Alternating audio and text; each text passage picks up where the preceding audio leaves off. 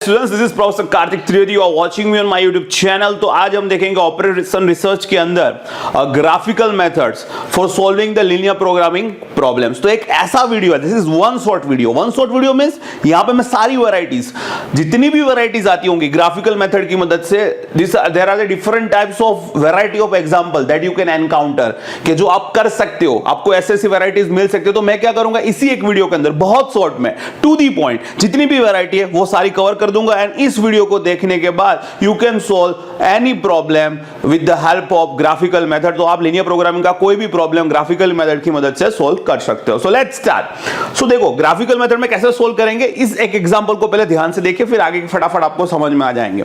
तो सबसे पहले लीनियर प्रोग्रामिंग प्रॉब्लम क्या होगा कि तुम्हें कोई एक स्टैंडर्ड फॉर्मेट में वो दिया गया होगा। तो अब मैंने तुम्हें पिछला एपिसोड था, यानी जिन लोगों ने formulation of linear programming problem नहीं देखा है मेरा, तो पहले वो देख लीजिए आप, फिर यहां पे आइए, क्योंकि ये दोनों कनेक्टेड है। अगर वो नहीं आएगा तो ये नहीं आएगा। So first go and see the formulation of linear programming problem. अब मैंने उसमें बताया था, यहां पे मैंने जो एग्जांपल देके रखा है वो डायरेक्ट इसी फॉर्म में देके रखा हुआ है, ठीक है। अब जरूरी नहीं है कि आपको एग्जाम इसी तरीके से देख के रखे कि maximize this are the constraint and you need to solve this with the help of graphical method. ऐसा जरूरी नहीं है, वो आपको एक वर्डिंग में देगा, जो मेरा पिछला एपिसोड था formulation of linear programming problem, जिसमें मैंने आपको दिखाया था कि पूरा स्टेटमेंट होगा, 3-4 लाइन का वर्डिंग में स्टेटमेंट देगा, और उससे आपको लीनियर प्रोग्रामिंग प्रॉब्लम का फॉर्मुलेशंस करना होगा, यानी objective functions, constraints and non negative constraints, ठीक है। वो आपको सारी चीजें वहां पे दिखानी होगी। तो ये क्या है, मैंने डायरेक्ट लेके रखा हुआ है।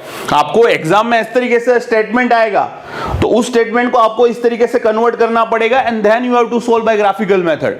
सो दोस्त जिन लोगों ने नहीं देखा है, डायरेक्ट इधर आए तो पहले formulation of linear programming problem देख ले, ठीक है। तो आपको दो तरीके से आ सकते हैं, डायरेक्ट इस तरीके से आपको दे विल टेल यू कि सोल्व करो ग्राफिकल मेथड से, या फिर आपको 5-6 लाइन का कुछ वर्ड में स्टेटमेंट देके रखा है कि एक प्रोडक्ट है M1 है जिसके ऊपर प्रॉफिट 4 रुपीज है, एक प्रोडक्ट M2 है जिसके ऊपर प्रॉफिट 5 रुपीज है, हम इतने से ज्यादा खर्चा नहीं कर सकते, ये मशीन इतना घंटे चलती है। सो नाउ आप इस तरीके से कुछ करिएगा जिससे प्रॉफिट मैक्सिमाइजेशन हो। फिर उसका क्या करना पड़ेगा, वर्डिंग होगा, उसको आपको इस तरीके से उसका objective functions, then you have to make constraints and non negative conditions, means जो भी डिसीजन वेरिएबल होंगे वो ग्रेटर देन इक्वल टू 0। तो इस तरीके से आपको फॉर्मेट में लाना पड़ेगा। तो ये फॉर्मेट में कैसे लाते हैं वो मैंने पिछले एपिसोड में दिखाया है, formulation of linear programming problem. तो अब उसमें नहीं जाता हूं, डायरेक्ट अब आते हैं इसमें कि कैसे सोल्व करते हैं। तो देखो, यहां पे हमें ऑब्जेक्टिव फंक्शन देके रखा है z, जो कि है 20x1 प्लस 10x2। तो ये जो फंक्शन है उसका हमें मैक्सिमाइजेशन करना है, यानी हमें मैक्सिमम वैल्यू फाइंड करनी है। और कांस्टेंट्स कौन कौन से देके रखे हैं, तो x1 plus 2xt, x1 plus 2x2 less or equal to 40, 3x1 plus x2 greater than equal to 30, 4x1 plus 3x2 greater than equal to 60। और ये तो सभी में होगा x1, x2 greater than equal to 0, यानी x1 x2 दोनों decision variable कैसे होंगे, पॉजिटिव वैल्यूज होंगे, ठीक है। अब हमें सबसे पहले ग्राफिकल मेथड में अगर कोई भी चीज को हमें सोल्व करना है, तो सबसे पहले हमें क्या करेंगे कि इस ऑब्जेक्टिव फंक्शंस को हमें मैक्सिमाइज करना है। So we have to maximize this objective functions. तो हमें पहले क्या करना है, जितनी भी हमारे पास कंस्ट्रेंट्स है, यानी यहां पे कितने कंस्ट्रेंट्स है, 1 2 3 कंस्ट्रेंट्स है, और इसको क्या मैं बोलूंगा, नॉन नेगेटिव कंडीशंस, ये सभी में रहेगी। x1, x2 greater than equal to 0 सभी में रहेंगे। तो हमारे बेसिकली इनइक्वालिटी कंस्ट्रेंट जिसको हम बोलते हैं 1 2 एंड 3, ये तो सभी में रहेगा, इसलिए मैं इसको कंसीडर नहीं करता हूं, x1, x2 greater than equal to 0, ठीक है। तो हमारे पास बेसिकली 3 कंस्ट्रेंट है। तो सबसे पहले ये इनइक्वालिटीज वाली साइन देके रखें। इनइक्वालिटीज यानी लेस और equal to, greater than equal to और इक्वल टू, ये जो सारा फॉर्मेट होता है उसको हम इनइक्वालिटीज बोलते हैं। तो ये जो भी इनइक्वालिटीज देके रखिए, पहले उसको इक्वल टू वाले फॉर्म में ला दो। तो यहां पे x1 प्लस 2x2 लेस और इक्वल टू 40, तो आपको लिखना है यहां पे x1 plus 2x2 equal to 40, तो आपको यहां पे लिखना है। तो सबसे पहले हम 1 बाय 1 लेते हैं। तो पहले हम पहला इक्वेशंस लेते हैं। तो मैंने इनइक्वालिटी था x plus 1 2x2 equal less और इक्वल टू 40, तो मैंने वहां पे हमें क्या करना है, हमें इक्वल टू वाले फॉर्म में लिखना है। So we have to write like this, x1 plus 2x2 equal to 40। अब हमें क्या करना है कि इस इक्वेशंस के अंदर हमें सबसे पहले इस तरीके से फाइंड करना है पॉइंट्स। तो हम सबसे पहले क्या करेंगे कि जब मैं इस पॉइंट में x1 इक्वल टू 0 रखूं इस इक्वेशंस में, तो 2x2 कितना हो जाएगा 40, यानी x2 कितना आ जाएगा 20। तो x1 0 रखा तो x2 कितना आया 20। अब हम पलटाएंगे बारी, अब हम लेंगे x2 0, तो अगर x2 0 रखता हो तो x1 कितना आएगा 40। तो इस तरीके से हमें ये पॉइंट्स मिल गए, यानी ये जो लाइन है या ये जो इक्वेशंस है वो पास होता है 0,20 एंड 40,0 ए वाले पॉइंट में से। तो हम जब ग्राफ प्लॉट करेंगे तो हमें उस तरीके से लाइन ड्रॉ करनी होगी। So that is why we gonna do this, because we have to use graphical method, right. Same way अब सेकंड इक्वेशन आप पकड़ लो। सेकंड इक्वेशन कौन सा है, 3x1 + x2 greater than equal to 30। क्या करना है आपको, इक्वल टू वाले फॉर्म में लिखना है। तो मैं यहां पे लिखूंगा 3x1 + x2 इक्वल टू 30। सबसे पहले क्या करना है, x1 इक्वल टू 0 रखो तो x2 कितना हो जाएगा 30। अब क्या ले लो, अब x2 को 0 लो, तो x2 0 रखोगे तो 3x1 कितना आएगा 30, तो x1 कितना हो जाएगा 10। So we got 2 points 0,30 and 10,0। तो इसमें से पास होगी हुई इक्वेशंस की लाइन बनेगी, ठीक है। फिर हम लिखते हैं तीसरा कंस्ट्रेंट। तो क्या वो क्या है, 4x1 + 3x2 greater than equal to 60। तो यहां पे लिखेंगे हम 4x1 + 3x2 इक्वल टू 60 वाले फॉर्म में हमें लिखना होगा। अब क्या करो, पहले x1 इक्वल टू 0 डालो, तो 3x2 कितना हो जाएगा 60, तो x2 कितना हो जाएगा 20। और अब x2 इक्वल टू 0 रखो, तो 4x1 इक्वल टू कितना हो जाएगा 60, तो x1 इक्वल टू 15। तो ये तरीके से हमें पॉइंट मिल गए दो, कौन से 0,20 एंड 15,0। तो इस पॉइंट में से पास होगी हुई ये इक्वेशंस या ये लाइन वाला, ये जो लाइन है वो बनेगी। तो हमें क्या करना है, एक्चुअली लाइन ड्रॉ करनी है। सारी इक्वेशन लाइन के फॉर्म में है, तो पहले हमें पॉइंट तो बताना जो कौन से लाइन में गुजरेंगे वो, तो कौन से पॉइंट में से वो लाइन गुजरेगी हमें वो तो पता होना चाहिए। तो हम वो पॉइंट फाइंड कर ले फॉर रिस्पेक्टिव इक्वेशन कि भाई इसके लिए ये पॉइंट्स हो गए, इसके लिए ये पॉइंट्स हो गए, इसके लिए ये पॉइंट्स हो गए, ताकि हम एक ग्राफिकल यहां पे रिप्रेजेंटेशंस कर पाए, ठीक है। अब लास्ट में बच्चा x1 x2 greater than equal to 0। तो चलो तो इसको अगर मैं इनइक्वालिटी लगाऊं, तो अगर मैं रिमूव कर दूं तो क्या हो जाएगा, x1 = 0 एंड x2 = 0। तो हमें सबसे पहले देखो यहां पे जितना भी ग्राफिकल मेथड से हम सोल्व करेंगे, ये सारे के सारे 2 डिसीजन वेरिएबल होंगे, उससे ज्यादा नहीं होंगे। उसके ज्यादा करना है तो फिर हम सिंपलेक्स मेथड का यूज करेंगे। पर यहां पे आप जितने भी देखोगे ग्राफिकल मेथड से लीनियर प्रोग्रामिंग के अंदर, तो आपको सारे के सारे इस तरीके से दिखेंगे जिसमें 2 ही डिसीजन वेरिएबल होंगे, ठीक है। जैसे कि सारे x1 x2 x1 x2 x1 x2 x1 x2 x1 x2 या फिर xy xy xy ऐसे देके रखे। So maximum there will be 2 decision variable. तो हमें जो भी डिसीजन वेरिएबल देके रखा है, पहले हम उसका ग्राफ प्लॉट करना होगा, ठीक है। तो मैं यहां पे एक लाइन ड्रॉ कर रहा हूं। तो इस तरीके से हम 2 एक्सिस ड्रॉ करेंगे, x1 और x2, ठीक है। अब देखो यहां पे क्या देके रखा है, x1 x2 दोनों ग्रेटर देन इक्वल टू 0 यानी पॉजिटिव होंगे। तो हमारा जो भी ग्राफ बनेगा वो फर्स्ट क्वाड्रेंट में ही बनेगा। क्यों, क्योंकि यहां पे देके रखे दोनों क्या है, पॉजिटिव पॉजिटिव। तो हमारे पास पता है कि अगर दोनों x1 और x2 दोनों पॉजिटिव हो तो कौन सा क्वाड्रेंट बनता है, फर्स्ट क्वाड्रेंट। तो हमारे पास पॉजिटिव वैल्यूज ही मिलेगी। अब यहां पे क्या x1 = 0, तो ये मैंने x1 ड्रॉ किया, ये मैंने x2 ड्रॉ किया। अब x1 = 0 यानी ऐसी लाइन कि जो x1 पे 0 वैल्यू हो वहां से परपेंडिकुलर, तो ये x1 = 0 वाली लाइन होगी ये 30। तो x1 = 0 वाली लाइन यानी क्या हो जाएगी, x2 एक्सिस बन जाएगी। एंड व्हेन आई से x2 = 0 तो क्या होगी, तो कि x2 पे जो 0 की वैल्यू है वहां से परपेंडिकुलर इस तरीके से। तो व्हेन आई से x2 = 0 यानी x1 एक्सिस वाली लाइन बन जाएगी, ठीक है। आप मैथमेटिक्स में पढ़े हुए हैं। तो अब ये क्या बोल के रखा हुआ है, x1 x2 greater than equal to 0। अब जहां पे भी तुमको ग्रेटर देन इक्वल टू 0 बोलते हैं तो समझ लेना कि तुम्हें ओरिजिन से दूर जाना है। हम जो भी लाइन ड्रॉ करेंगे यहां पे ग्रेटर देन इक्वल टू 0, तो हमें इस तरीके से जाना है कि हमें ओरिजिन से दूर जाना है। व्हेन आई से लेस और इक्वल टू, तो हमें ओरिजिन की नजदीक आना है, ठीक है। तो यहां पे क्या है, x1 x2 greater than equal to 0। तो यहां पे दोनों साइड पहले मैं लेता हूं x1 = 0, तो x1 पे 0 वाली वैल्यू यानी ये, तो ये कौन सी लाइन हो जाएगी, यहां पे परपेंडिकुलर x1 एक्सिस को। सो this will be like this, तो ये हो जाएगी x1 = 0 वाली लाइन, ठीक है। वो कैसी होनी चाहिए, ग्रेटर देन इक्वल टू 0 यानी ओरिजिन से दूर जाना है। सो हमें ये रीजन देखनी है, ओरिजिन से दूर। उसी तरीके से हमारा दूसरा क्या है, x2 = 0, तो ये x2 वाली लाइन यहां पे 0 और इस लाइन से परपेंडिकुलर होती है x2 वाली लाइन। तो ये x1 एक्सिस है, वो x2 = 0 हो जाएगी। और वो कैसा है, ग्रेटर देन इक्वल टू 0 यानी हमें ओरिजिन से दूर जाना है। तो हमें इस तरीके से जाना है, यहां पे ये रीजन जाएगा, यहां पे ये जाएगा, ठीक है। सो ये क्या बताया कि आपका फर्स्ट क्वाड्रेंट में रहोगे, आपका पॉजिटिव वैल्यूज रहेगी, ठीक है। सो ये तो हर जगह पे होगा, जितने भी एग्जांपल करोगे x1 x2 greater than equal to 0, ठीक है। अब हमें क्या करना है, फटाफट यहां पे हमें पॉइंट्स लिख ले। तो हम सबसे पहले देख ले कि x1 की मैक्सिमम वैल्यू कितनी है। तो यहां पे x1 0 है, यहां पे x1 40 है, यहां पे x1 10 है, x1 0 है, यहां पे x1 0 है, x1 50 यानी 40 तक जा रहा है। तो हम क्या करेंगे, आपको आप जो भी ये ड्रॉ कर रहे होंगे तो आपको क्या करना है, इक्वी डिस्टेंस लेना है। तो हम यहां पे इस तरीके से पॉइंट मार्क कर देंगे 0 ये 10, 20, 30, 40, ठीक है। यहां से देख लेना कि x1 की मैक्सिमम वैल्यू कितनी, तो 40 तक थी, तो मैंने 40 तक किया है। ये इक्वी डिस्टेंस होने चाहिए, आप स्केल का यूज करना, क्योंकि हमें वैल्यूज फाइंड करनी है तो वो एग्जैक्ट तभी मिलेंगी जब आपने परफेक्ट डिस्टेंस पे लिए होंगे सारे के सारे गैप, ठीक है, एक समान ही होना चाहिए सबका, इसका सबका गैप इक्वल होना चाहिए, तो आपको स्केल की मदद से लेना। अब वो आपके ऊपर छोड़ देता हूं मैं। उसी तरीके से x2 पे मैक्सिमम वैल्यू कितनी है, तो 0 है, 20 है, 0 है, 30 है, 0 है, 20 यानी 30 तक है। तो मैं यहां पे इक्वी डिस्टेंस, यहां पे जो डिस्टेंस लिया वही डिस्टेंस यहां पे रखना मेरे प्यारे बच्चों। यहां पे जो तुमने डिस्टेंस रखा है, ये जो गैप, ये यहां सेम फॉलो होना चाहिए, तभी जाके एग्जैक्ट वैल्यू मिलेगी। तो ये 10, 20, 30, आप 30 तक ही जा सकते थे क्योंकि x2 यहां पे 30 तक ही है, पर मैं भी फिर भी यहां पे 40 लिया, तो मैंने यहां पे भी 40 के लिए रख दिया मैंने। आप नहीं रखोगे तो चलेगा, ठीक है। तो अब सारे पॉइंट्स मार्क करेंगे हम। तो सबसे पहले हमारा इक्वेशन कौन सा है, x1 plus 2x2 equal to 40, ठीक है। तो वो कौन से पॉइंट में पास हो रही है, 0,20, तो 0,20 यानी कौन सा पॉइंट होगा। सो चलो यहां पे मैं इससे मार्क करता हूं। So it will be like this will be 0,20, yes और no, yes. So this will be this point 0,20। फिर दूसरा पॉइंट कहां पे आएगा, फिर आ रहा है 40,0। सो 40,0 यानी ये पॉइंट होगा 40,0।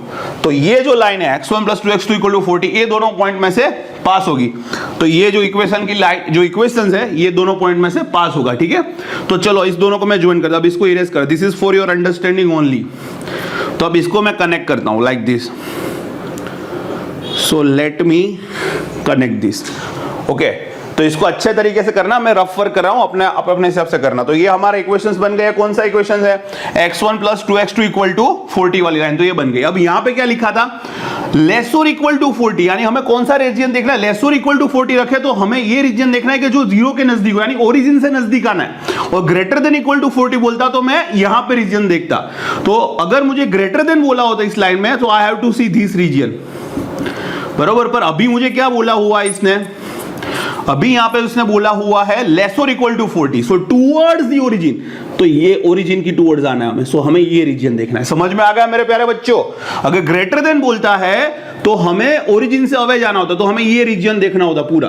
लेस और इक्वल टू बोला है, इस लाइन के ओरिजिन की तरफ हमें देखना है। Clear, okay, perfect. हर बार अब बताऊंगा नहीं आपको, हर एग्जांपल में यही चीज याद रखनी है। फिर देखते हैं दूसरा, अब कौन सा है, 3x1 plus x2 equal to 30, ये देखना है हमें। तो कौन सा है, 0,30, सो 0,30 यानी ये होगा। और फिर क्या है, 10,0, सो 10,0 यानी ये हो जाएगा। तो हमें इसको और इसको कनेक्ट करना है, so I will connect it like this. तो इस तरीके से हमने कनेक्ट किया। अब यहां पे कौन सा रीजन बोल रहा है, सो ये 3x1 plus x2 equal to 30, तो ग्रेटर देन इक्वल टू 30। तो अब कौन सा रीजन देखना है इस लाइन के लिए, सो इस लाइन के लिए अवे, ठीक है। तो ग्रेटर देन इक्वल टू यानी 0 से दूर जाना, ये वाला रीजन। और इस लाइन के लिए क्या था, ये लेस देन था, तो हमें 0 की तरफ जाना था। समझ में आ रहा है, ओके। चलो आगे बढ़ते हैं। फिर है 4x1 plus 3x2 equal to 60, तो वहां पे कौन सा पॉइंट है, 0,20, यानी यही पॉइंट है 0,20। और दूसरा क्या है, 15,0, 15,0 10 है, 20 है, तो बीच में क्या हो जाएगा 15,0, ये 15 बीच में होगा। तो अब मैं इसको कनेक्ट कर देता हूं, so I will connect this point, okay. So ये बन गया हमारा। अब ये लाइन में क्या देके रखा है, 4x1 plus 3x2 greater than equal to 60, यानी ये जो हमने लाइन ड्रॉ करी वहां पे भी हमें क्या देखना है, ये वाला रीजन इस साइड का, ठीक है। ग्रेटर देन इक्वल टू 0 यानी from away from 0, and less और इक्वल टू 0 यानी 0 की तरफ। क्लियर। तो अब हमने सारा रीजन ड्रॉ कर दिया है। और ये तो मैंने आपको बता दिया x1 x2 greater than equal to 0, तो ये यहां पे लिखा है x2 greater than equal to 0 यानी पूरा ये रीजन, और x1 greater than equal to 0 यानी ये पूरा ये रीजन। समझ में आ रहा है, सो ये पूरा रीजन। अब हमें क्या करना है कि हमें जितना भी ये लाइन देके रखा है, कंडीशंस देके रखा है, उसमें से कॉमन रीजन क्या निकलेगा। तो अब आप सोचो यहां पे शांति से कि कॉमन रीजन क्या निकल रहा है, कि यहां पे ये देखो, ये लाइन जो है वो ग्रेटर देन है, फिर ये लाइन है वो भी ग्रेटर देन, तो इधर है, और ये जो लाइन है वो लेस देन है। तो इन तीनों का, और ये इसको तो हम लेंगे, ये पूरा रीजन आ जाएगा।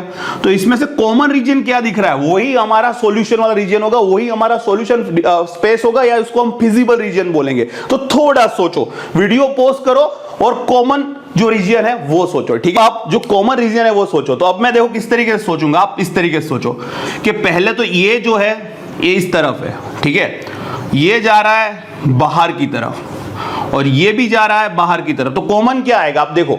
तो पहले तो इसके अंदर लेना है, ये लाइन इसके अंदर होना चाहिए, तो ये तो कंफर्म होगा कि इसके अंदर ही हमें आना है, इसके अंदर। अब ये बाहर, यानी ये बाहर वाला और इसका भी बाहर वाला है, तो ये पूरा आ रहा है, ठीक है। तो देखो ध्यान से देखना, और ये दोनों के बारे, तो इतना तो रीजन आने ही आने वाला है। मैं ब्लैक लाइन यूज करता हूं ताकि आपको समझ में आए। तो ये रीजन तो आने ही आने वाला है, ठीक है, ये आएगा ही आएगा। Yes yes, this will become, ठीक है। किस तरीके से, ये तो इसके अंदर और ये दोनों के बाहर, तो इन तीनों में कॉमन क्या है। सो देखो ये इससे बाहर होना चाहिए, तो यानी ये वाला स्पेस आएगा, ठीक है, इस तरीके से ये वाला स्पेस। हाँ बस यहां तक ही हम जाएंगे, आगे हमारा नहीं बनेगा। सो हमारा जो रीजन बनेगा it will be like this. इसको मैं डार्क करता हूं, इस तरीके बॉर्डर लाइन बनाता हूं। तो ये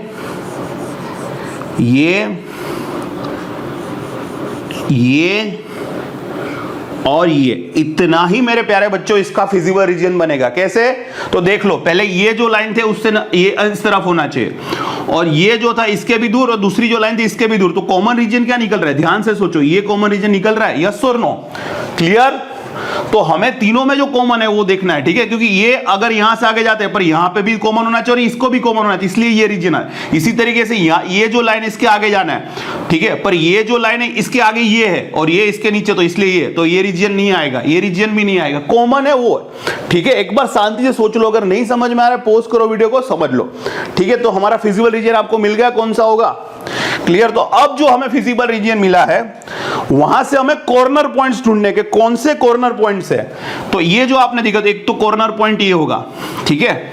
मैं यहां पे पेन चेंज कर लेता हूं, ओके। तो हम यहां पे ये जो हमारा रीजन है वहां पे कॉर्नर पॉइंट देखने, तो एक कॉर्नर पॉइंट ये होगा, एक कॉर्नर पॉइंट ये होगा, एक कॉर्नर पॉइंट ये होगा और ये कॉर्नर पॉइंट होगा। इसको बोलते हैं कि जब एक बार आपको फिजिबल रीजन मिल जाए तो उस फिजिबल रीजन में कॉर्नर पॉइंट्स कितने हैं वो आपको देखना है, क्योंकि कॉर्नर पॉइंट्स ही आपको इसका सॉल्यूशन देंगे। So obviously remember, see the corner point, this is called corner point method. एक बार आपको फिजिबल रीजन मिल गया कि जिसमें आपका आंसर लाइज हो सकता है, फिर आपको वहां पे कॉर्नर पॉइंट्स, तो एक ये, एक ये, एक ये और एक ये, और ये हमारा फिजिबल रीजन था इस तरीके से, लाइक दिस।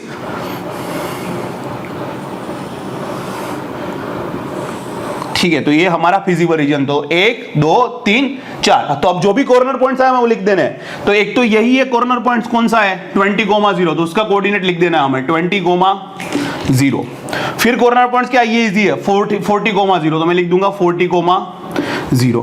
फिर ये देखो आप 1 2 आ गए, अब ये 3 और 4 रह गए, तो यहां से देखना है हमें, तो यहां से इस तरीके से लाओ, तो ये 20 है और ये 20 से थोड़ा कम आएगा, तो ये क्या होगा 18, ठीक है। और इसको हमें यहां पे नीचे लाना है, इसको हमें यहां पे नीचे लाना है इस तरीके से, यहां पे तो कितना दिखा रहा है, लेट से कि 10 दिखा रहा है, ठीक है। मैं यहां पे अप्रोक्सीमेट ले रहा हूं, आप अपने जब स्केल लेके प्रॉपर कर रहे होगे तो आपका आंसर एकदम एक्यूरेट आएगा। मैं यहां पे रैंडमली ले रहा हूं, तो ये 18 आ रहा है और लेट से ये 10 आ रहा है, तो मैं लिखूंगा 10,18, है ना, क्योंकि x1, x2 वाले फॉर्म में, तो x1 है ये 10 और ये होगा तुम्हारा 18, तो 10,18। अब कौन सा पॉइंट रह गया हमारा, ये, तो चलो इसको भी मैं करता हूं, चलो ये भी आ रहा है शायद 10, let's say this is 10, let's say this is 10, और ये आ रहा है थोड़ा ऊपर, तो ये 12, सो आई विल राइट 10,12, ठीक है। तो ये यहां पे मैंने सिर्फ और सिर्फ रैंडमली लिखा है। आप जब अपने एग्जांपल यानी अपने किताब में करोगे, जैसे मैंने स्केल से बोला, तो आपकी ये वैल्यूज अलग अलग आएगी, ये दोनों वाली, ये तो सभी सेम ही आई कॉर्नर पॉइंट है, क्योंकि आपका ज्यादा एक्यूरेट आएगा। मैं सिर्फ यहां पे आपको दिखा रहा हूं किस तरीके से उसको सोल्व किया जाता है, आपकी जो वैल्यू आएगी that will be the perfect. मैं यहां पे सिर्फ रैंडमली ले रहा हूं, ठीक है। आप करोगे अपने स्केल के हिसाब तो आपको एग्जैक्ट मिलेगा कि सर ये यहां पे इतना नहीं, इतना आ रहा है, यहां पे इतना नहीं, इतना आ रहा है, तो आपका आंसर सही होगा, क्लियर। चलो, तो हमें ये कोऑर्डिनेट्स मिल गए, तो हमारे जो कॉर्नर पॉइंट्स होंगे जो कि 1 2 3 4, यही हमें सॉल्यूशन देंगे। कैसे सॉल्यूशन देंगे, तो अब जो ये कॉर्नर पॉइंट मिला है, तो हमें ये जो कॉर्नर पॉइंट्स की वैल्यू हमें कहां पे डालनी है, ऑब्जेक्टिव फंक्शंस में। चलो, तो पहले 20,0 को z के अंदर डालो, तो हमें क्या करना है, x1 = 20 लिखना है अंदर, तो 20 × 20 कितना हो जाएगा 400, और ये 0, यानी ये तो लिखना ही नहीं है। चलो, इसके लिए z की वैल्यू आ रही है ऑब्जेक्टिव फंक्शन की 400। फिर 40,0 के लिए क्या आ रहा है, तो यहाँ पे 40 डालो तो 40 इंटू 20 दैट विल बी 800। तो यहाँ पे ऑब्जेक्टिव फंक्शन आएगा हमारा 800, दूसरा 0 इससे नहीं लिखना है। अब ये होगा 10 कॉमा 80, यानी 10 डालो यहाँ पे 20 इंटू 10 दैट विल बी 200 और फिर 80 इंटू 10 दैट इज 180, तो ये हो जाएगा 380। तो यहाँ पे ऑब्जेक्टिव फंक्शन की वैल्यू आती है 380। फिर होता है 10 कॉमा 12, सो 10 कॉमा 12 तो आप यहाँ पे रखो तो 10 डालो 20 into 10 200 and 12 into 10 that is 120, so that will be 320। Clear? तो अब आपको देखना है कि जो कॉर्नर पॉइंट हमने ढूंढे थे 1 2 3 4 उसमें से कौन किसके लिए हमें ऑब्जेक्टिव वैल्यू ज्यादा मिल रही है, ऑब्जेक्टिव फंक्शन की वैल्यू। तो आप देख के ही बता सकते हो कि सर हमारा जो आंसर है ये 40,0 के लिए हमें मैक्सिमम वैल्यू जेड की इतनी मिल रही है 800। तो ये 40,0 हमारे लिए वो हो गया सॉल्यूशंस हमारा, ठीक है, कि जिसके लिए हमारा ऑब्जेक्टिव फंक्शंस कितना होगा, maximize. So to maximization of this function your x1 should be 40 and x2 will be 0। Clear? This is how you can solve it. So this is just a method. ये अगर आप method अपने दिमाग में डाल दो तो आप कोई भी एग्जांपल सोल्व कर सकते हो। ये मैंने जानबूझ के इतना ज्यादा टाइम लेके पढ़ा है, ठीक है। क्या करना है, पहले ये जो भी इनइक्वालिटीज है उसको इक्वल वाले फॉर्म में लिख दो। फिर एक बार x1 इक्वल टू 0 रख के रखो तो आपको कुछ पॉइंट मिलेगा, एक बार x2 इक्वल टू 0 करके रखो तो आपको कुछ पॉइंट मिलेगा। तो आपको इस तरीके से 2 पॉइंट मिल जाएंगे, ठीक है, जिसमें से ये इक्वेशंस पास होगा या ये इक्वेशन वाली लाइन पास होगी। उसी तरीके से इसमें से इसमें इस तरीके से, तो हमें इस तरीके से करना है क्योंकि ये क्यू पॉइंट में फाइंड करना है ताकि हम इसको यहाँ पे ग्राफिकली रिप्रेजेंट कर सके इन तीनों इक्वेशंस को। फिर ये तो हर चीज में होगा x1 x2 greater than equal to 0, यानी ये यहाँ पे और ये यहाँ पे इस तरीके से रहेगा, ठीक है। तो फर्स्ट क्वाड्रेंट में आप रहोगे। दूसरी चीज मैंने आपको बोली थी, अगर लेस और इक्वल टू आए तो आपको जो लाइन ड्रॉ करिए उससे आपको ओरिजिन की तरफ आना है, वो रीजन देखना है। अगर आपको ग्रेटर देन इक्वल टू बोला है तो जो लाइन ड्रॉ करिए उसकी तरफ, यानी ये वाला रीजन देखना है, ठीक है। तो ये क्लियर है। फिर आप फिजिबल रीजन देखोगे, तीनों का जो इक्वेशंस देके रखा है उसमें से कौन सा तीनों के लिए कॉमन रीजन दिखता है, तो हमें ये कॉमन रीजन मिला था जिसको हम बोलते हैं फिजिबल रीजन, जो कॉमन रीजन मिलता है। फिर वहां पे कॉर्नर पॉइंट कौन से, तो हमें फाइंड करने थे कॉर्नर पॉइंट, तो हमने फाइंड किया 1 2 3 4 जो फिजिबल रीजन है उसके कॉर्नर पॉइंट, तो 4। फिर उस 4 के जो आपको पॉइंट मिले उसको आप ऑब्जेक्टिव फंक्शन उसकी वैल्यू डाल के देखो x1 x2 की, तो जिसके लिए आपको मैक्सिमम मिलता है तो वो आपका, क्योंकि यहां पे क्या बोला था, मैक्सिमाइज, तो ये हमारा आंसर होगा।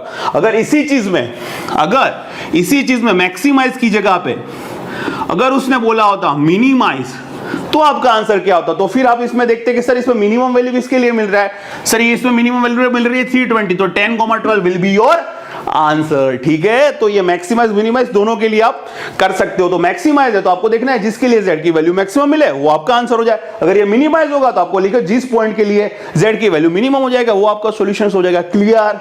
यस। देखते हैं दूसरी वैरायटी। अब मैं टाइम नहीं बिगाड़ूंगा, अब मैं चलूंगा एकदम स्पीड पे, ठीक है। अब कंसेप्ट देखे जाएंगे, वैरायटी देखी जाएगी। तो आपने पहला ये जो मैंने पहला पोर्शन अब शांति से समझा वो आपने परफेक्ट देखा हो तो आपके फटाफट समझ में आ जाएंगे। तो अब नोटिस चलेगी, अब फटाफट चलेगा, ठीक है। चलो तो अब दूसरा क्वेश्चन देखते हैं, एक वेराइटीज देखते हैं, ठीक है।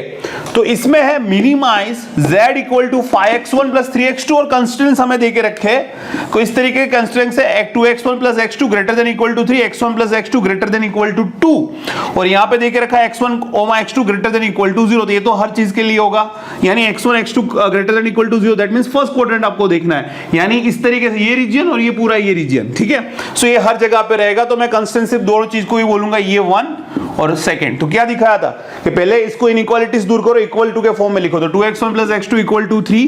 तो फिर यहां पे हम इस तरीके से पॉइंट्स मिल जाएंगे, एक बार x1 इक्वल टू 0 डाल के देखो और एक बार x2 इक्वल टू 0 डाल के देखो, तो इस तरीके से पॉइंट मिलेंगे। सेम चीज यहां पे x1 plus x2 greater than equal to 2, क्या करेंगे, इक्वल टू के फॉर्म में लिखेंगे, फिर एक बार x1 इक्वल टू 0 डालो तो पॉइंट मिलेगा, एक बार x2 इक्वल टू 0 डालो तो पॉइंट मिलेगा।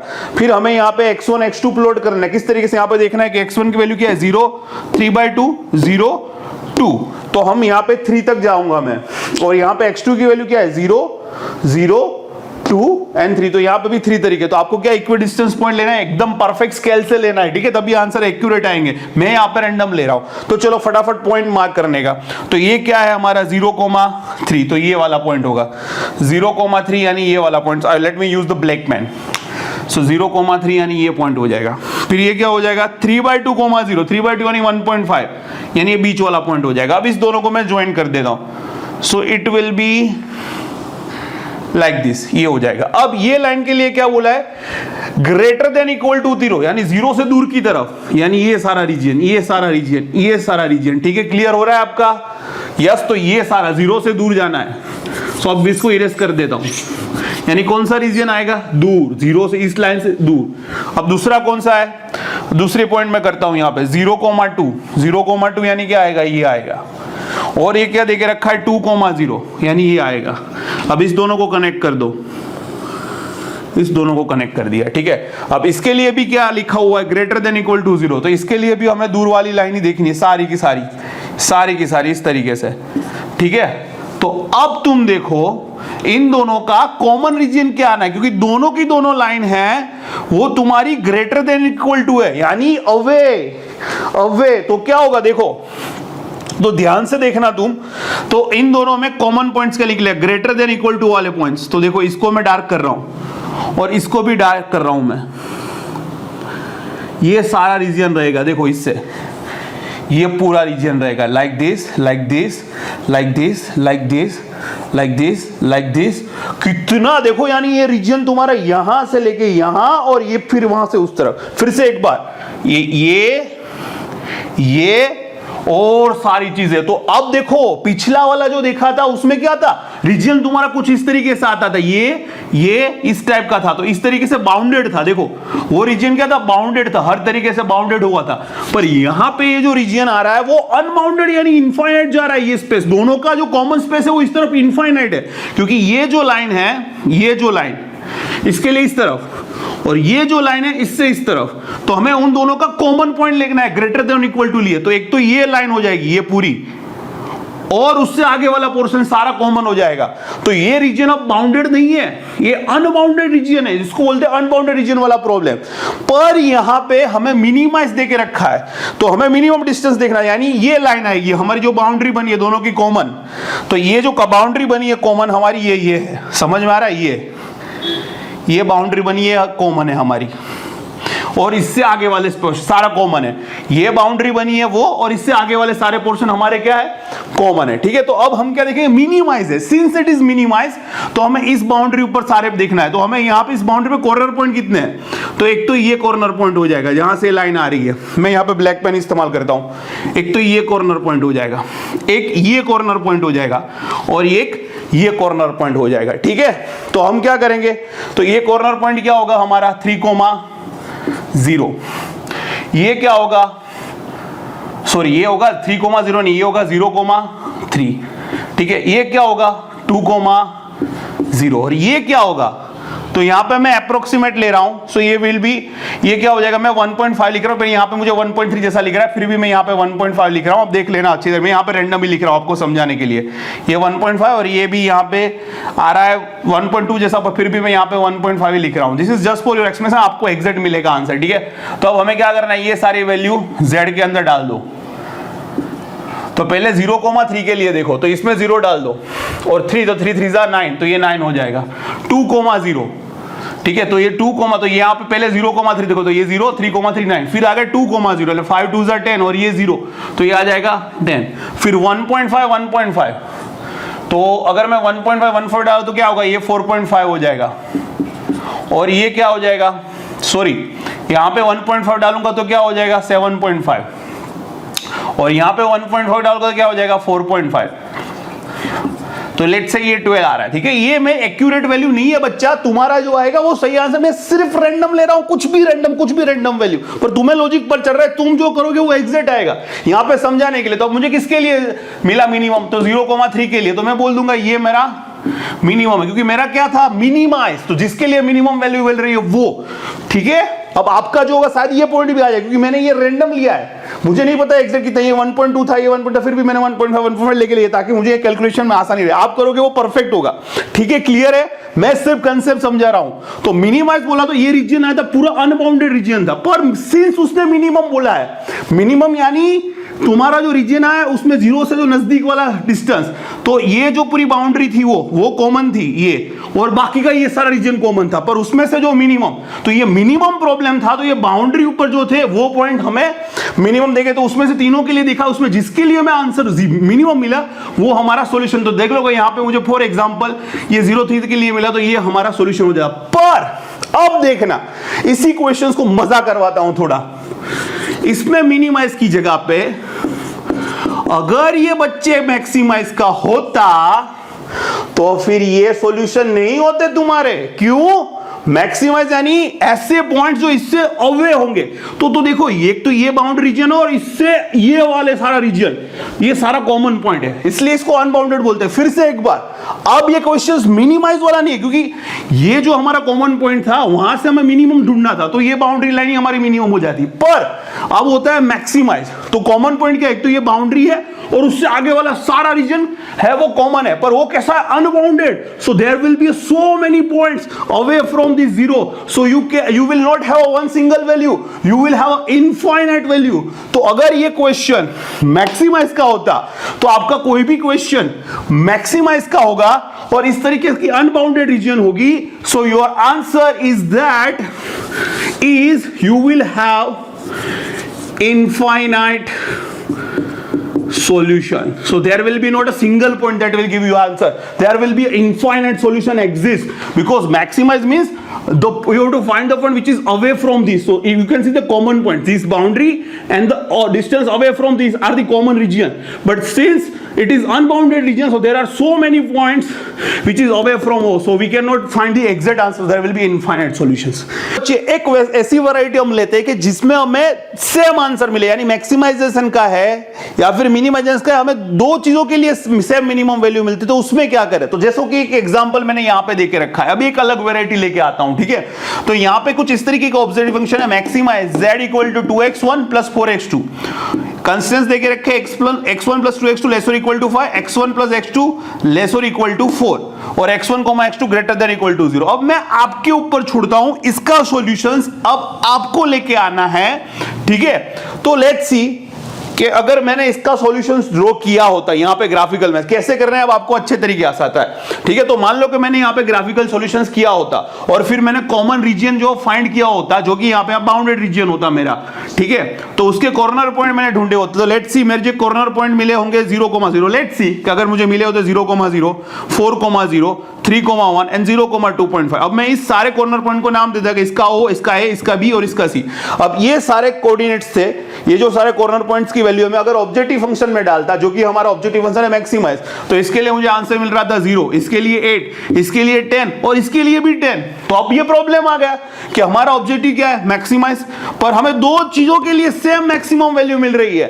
तो इस टाइप का जो होता है, तो वहां पे हम लिखेंगे since we got two similar maximum values for two different coordinate points, so we write there exists an alternative optima। यहां पे यानी alternative solutions available है। Not only that, B और C हमें सेम वैल्यू देंगे, बट ये B और C वाला जो पॉइंट है उसको कनेक्ट करती होगी जो लाइन होगी, वो भी सारी लाइन पे जितने भी सारे पॉइंट होंगे वो भी 10 वैल्यू देंगे। So any point on the line connecting BC और B और C इसको कनेक्ट करती है, यानी B पॉइंट और C पॉइंट को कनेक्ट करती हुई लाइन हम ड्रॉ करेंगे, तो उस लाइन पे भी जो भी सारे पॉइंट्स होंगे वो भी हमें 10 ही आंसर देंगे। तो इसको बोलते हैं ऑल्टरनेटिव ऑप्टिमा। तो फिर वहां पे आपको लिखना है there exist alternative optima because we got the same answer, ठीक है।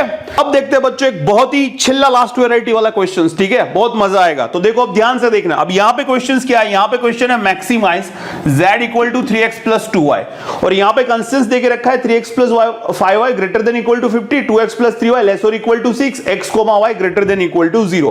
तो हम क्या करेंगे? सबसे पहले आपको पता है, तो सबसे पहले क्या करेंगे? 3x plus 5y equal to 50 लिखेंगे। तो यहां पे पॉइंट मिलेंगे, एक बार x इक्वल टू 0 डालो y 3 आएगा, एक y इक्वल टू 0 डालो x इक्वल टू आएगा 5। उसी तरीके से यहां पे करेंगे हम 2x प्लस 3y लेस और इक्वल टू 6 है, तो यहां पे लिखेंगे 2x plus 3y equal to 6, एक बार x इक्वल टू 0 डालो तो y इक्वल टू 2 मिलेगा, एक बार y इक्वल टू 0 डालो तो x इक्वल टू 3 मिलेगा। तो हमें पॉइंट यहां पे इंटरचो यहां पे लिख के देख रखा है 0 1 2 3 4 5, यहां पे 0 1 2 3 4, यू नो एवरीथिंग, फटाफट ले जा रहा हूं, टाइम नहीं बिगाड़ रहा हूं। तो यहां पे हमें कौन सा पॉइंट होगा? 0,3। तो 0,3 यानी कौन सा पॉइंट होगा? It will B over here, ठीक है। और ये कौन सा होगा? 5,0 यानी ये वाला पॉइंट। तो ये लाइन कौन सी बनेगी? 3x plus 5y equal to 15। तो मैं इसको कनेक्ट करता हूं, so it will be like this। अब यहां पे क्या बोला है? 3x plus 5y greater than equal to 50, greater than equal to 50 यानी कौन सा बच्चे रीजन देखना है? ये सारा 0 से दूर, तो ये सारा रीजन आएगा, ठीक है। अब नेक्स्ट देखते हैं, अब क्या है? 2x प्लस 3y लेस और इक्वल टू 0, तो इसके लिए क्या है? 0,2 यानी ये वाला पॉइंट होगा। और दूसरा क्या है 3,0 यानी ये वाला पॉइंट। तो इसको कनेक्ट कर दूं तो ये कौन सी लाइन बन जाएगी हमारी, इस दोनों को कनेक्ट कर दिया मैंने तो ये हमारी लाइन हो जाएगी 2x + 3y = 6। पर इसमें क्या है लेस और इक्वल टू 6, लेस और इक्वल टू 6 यानी कौन सा रीजन देखना है, ये मेरे प्यारे बच्चों ये। तो अब इसका जो इस तरफ का पार्ट है और इसका इस तरफ का पार्ट है, तो इन दोनों में क्या कोई कॉमन शेडेड एरिया, ये कॉमन एरिया बन रहा है दोनों में? नहीं बन रहा है। यहां पे ये सारा इस तरफ है और यहां पे इस तरफ है, तो कोई भी कॉमन रीजन नहीं बनेगा। और जब ऐसा प्रॉब्लम आ जाए कि इन दोनों के बीच में कोई कॉमन रीजन बनेगा ही नहीं, so you can write no solution exist because there is a no common region कि जो इन दोनों का कॉमन इंटरसेक्टिंग रीजन हो, क्योंकि ये इस तरफ आ रहा है और ये इस तरफ जा रहा है, तो कोई भी इंटरसेक्शन वाला पार्ट नहीं है इन दोनों का, कोई भी कॉमन रीजन नहीं है। तो इसका आंसर हो जाएगा नो सॉल्यूशन एग्जिस्ट। तो इसका आप सॉल्यूशंस फाइंड नहीं कर सकते। This are the varieties. ठीक है, अगर आपको पसंद आया है तो और भी दोस्तों को शेयर करें, डोनेट करें प्रोफेसर कार्तिक यूट्यूब चैनल को। बस इतना ही बोलना चाहता हूं, लाइक से subscribe. Have a nice day, bye bye.